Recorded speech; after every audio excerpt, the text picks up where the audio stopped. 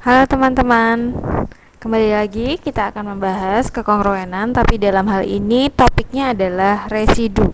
Nah, apa itu residu? Di sini terdapat teorema bahwa setiap bilangan bulat kongruen modulo M dengan tepat satu di antara 0, 1, 2, 3, dan seterusnya sampai M dikurang satu. Contohnya apa? Nah, contohnya misalnya 23 kongruen berapa modulo 5. Nah, caranya bagaimana untuk bisa tahu atau untuk bisa mengisi ini?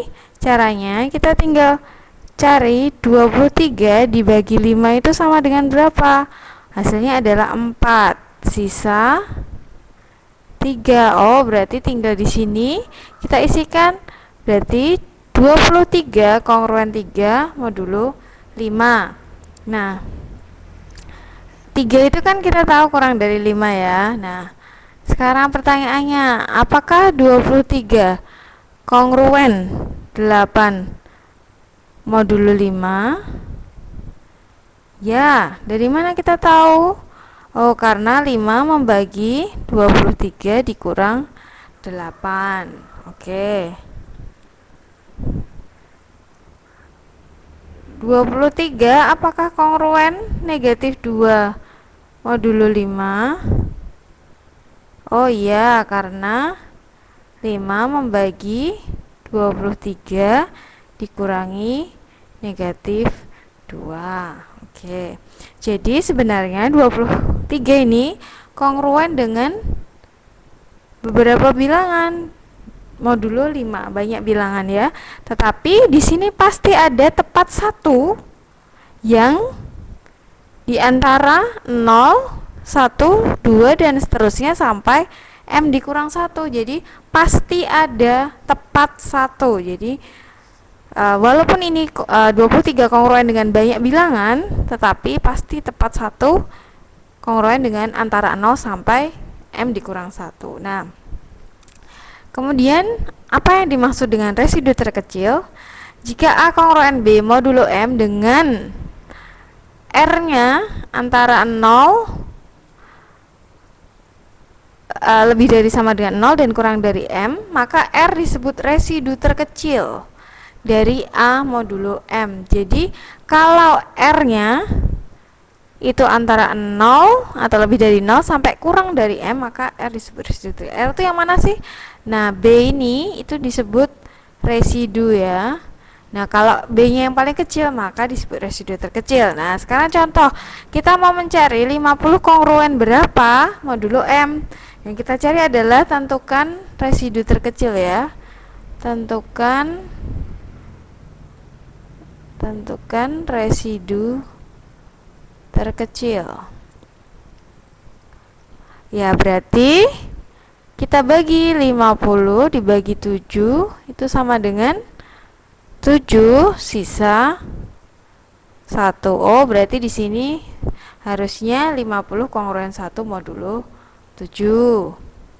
Kemudian kalau modulo 2, 50 dibagi 2 sama dengan 25. Sisanya berapa?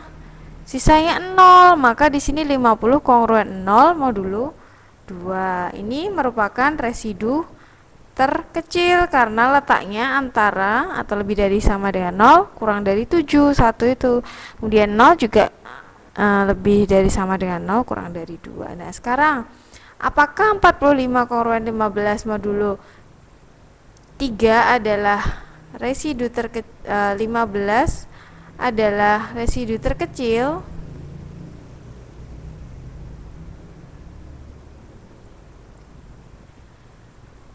Untuk menjawabnya ya kita tinggal melihat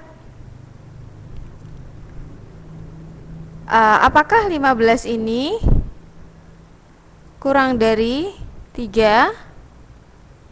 Salah ya. Tidak, maka 15 bukan residu terkecil.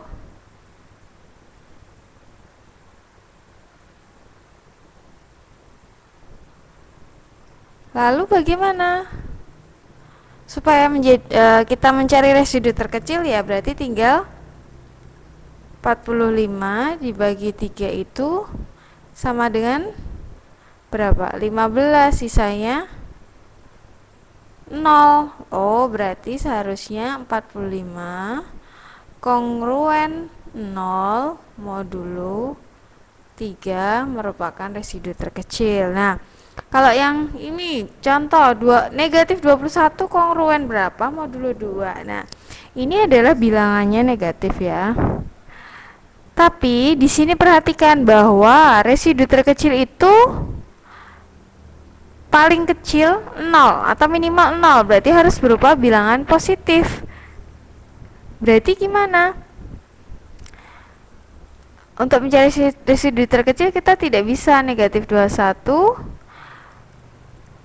dibagi 2 itu kan sama dengan negatif 10 ya, sisanya negatif 1. Tapi negatif 1 itu bukan residu terkecil. Kenapa? Karena kan minimal tadi 0, berarti residu terkecilnya berapa? Oh, residu terkecilnya adalah supaya dia ditambah berapa atau positif berapa, supaya berarti kan antara 0 atau 1. Kalau misalnya 0 ya kan modulnya 2, berarti minimal 0.